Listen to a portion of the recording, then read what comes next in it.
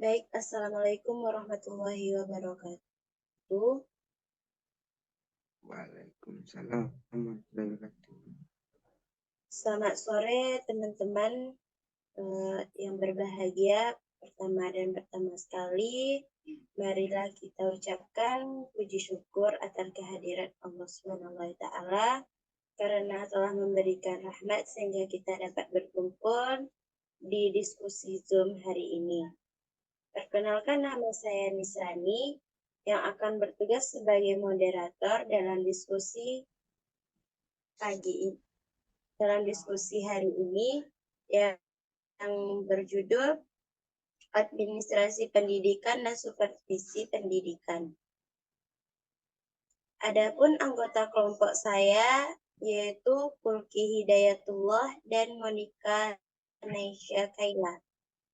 Baiklah teman-teman, langsung saja kita mulai ke sesi pertama adalah pembukaan. Sebelumnya kita sama-sama mengucapkan basmalah.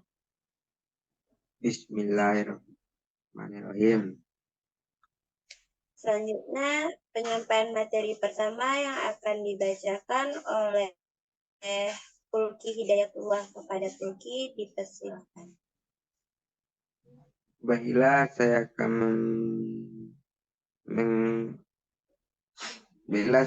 membacakan konsep administrasi pendidikan. Administrasi dapat diartikan sebagai usaha bersama untuk mendayagunakan semua sumber baik personil maupun material secara efektif dan efisien untuk mencapai tujuan organisasi yang telah ditetapkan. Pendidikan adalah usaha sadar terencana untuk mewujudkan suasana belajar dan proses pembelajaran agar peserta didik secara aktif mengembangkan potensi dirinya untuk memiliki kekuatan spiritual keagamaan. Jadi, administrasi pendidik dan tenaga pendidikan adalah proses keseluruhan kegiatan pendidikan yang meliputi perencanaan, pengorganisasian, pengarahan, pelaporan, pengekoordinasian, pengawasan, dan pembiayaan dengan menggunakan atau memanfaatkan fasilitas yang tersedia.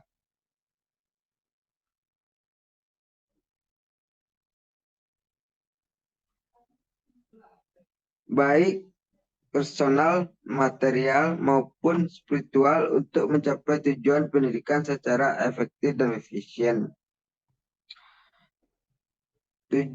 Selanjutnya, tujuan administrasi pendidikan. Administrasi pendidikan merupakan usaha menciptakan kerjasama antara guru dan karyawan untuk mengefektifkan proses belajar mengajar. Tujuan dari administrasi pendidikan ialah untuk mencapai yang menjadi tujuan dari pendidikan itu sendiri.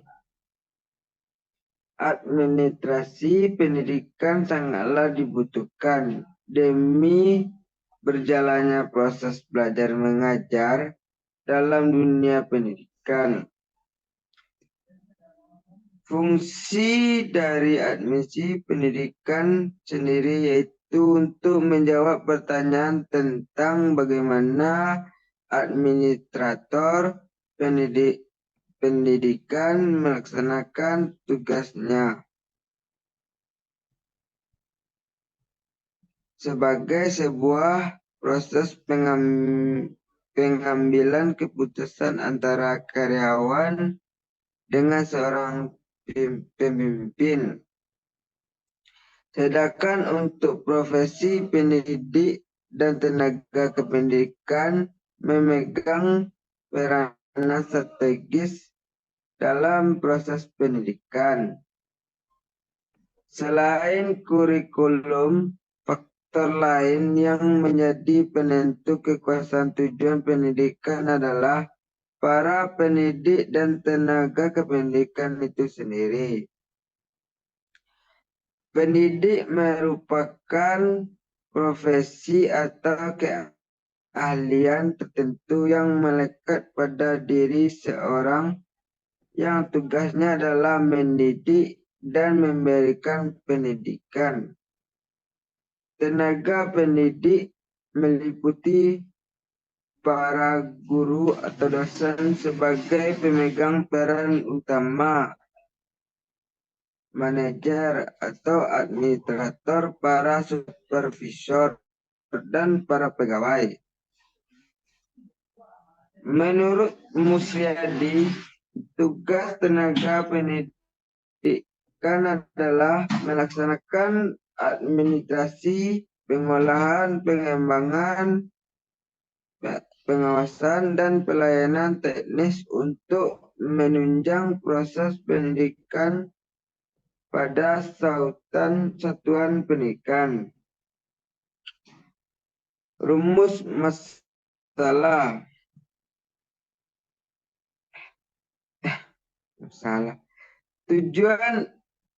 Tujuan administrasi pendidikan adalah agar semua kegiatan itu mendukung tercapainya tujuan pendidikan. Bidang yang tercakup dalam ruang lingkup administrasi pendidikan adalah bidang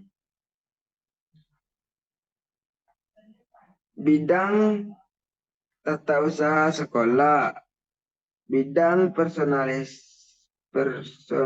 siswa, bidang personalia guru, bidang pengawasan, bidang pelaksanaan, dan pembinaan kurikulum. Baiklah, selanjutnya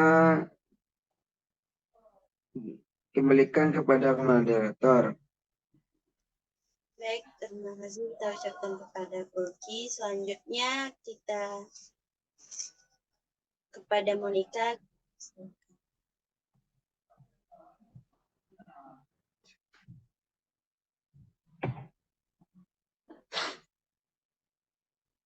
Baik, saya akan melanjutkan materi dari Pulki, yaitu profesionalisme tenaga kependidikan dalam pelaksanaan administrasi pendidikan. Itu tertuang dalam Undang-Undang Nomor 20 Tahun 2003 tentang Sistem Pendidikan Nasional. Tenaga kependidikan ialah anggota masyarakat yang mengabdikan diri dan diangkat untuk menunjang penyelenggaraan pendidikan. Tenaga kependidikan bertugas melaksanakan administrasi, pengelolaan, pengembangan, pengawasan, dan pelayanan teknis untuk menunjang proses pendidikan pada satuan pendidikan.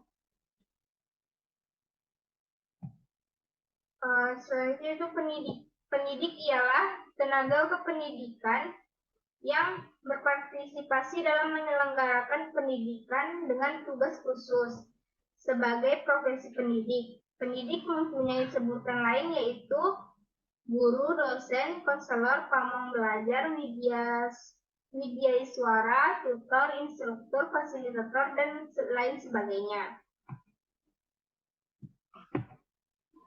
Yang materi terakhir yaitu ada proses administrasi pendidik dan tenaga kependidikan atau PTK. Yang pertama yaitu ada pengadaan pendidik dan tenaga kependidikan, yaitu proses kegiatan yang mengisi formasi yang kosong atau lowongan. Proses pengadaan pendidik dan tenaga kependidikan meliputi beberapa tahapan seperti seleksi, penerimaan, dan penempatan. Yang kedua itu penempatan pendidikan dan tenaga kependidikan, yaitu setelah dilakukannya proses pengadaan selesai, penempatan pendidik dan Tenaga kependidikan harus memperhatikan kebutuhan satuan pendidikan dan kualifikasi pendidik dan tenaga kependidikan. Yang terakhir ada orientasi pendidik dan tenaga kependidikan, yaitu proses pengenalan lingkungan kerja dan tugas-tugas yang harus dilakukan oleh pendidik dan tenaga pendidikan. Baiklah, hanya itu yang dapat saya sampaikan. Saya kembalikan kepada moderator. Terima kasih kita ucapkan kepada Monica. Selanjutnya, kesimpulan.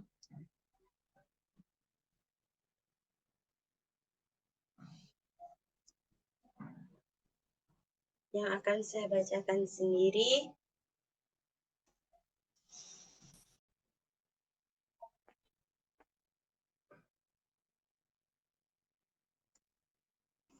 Selanjutnya, kesimpulan.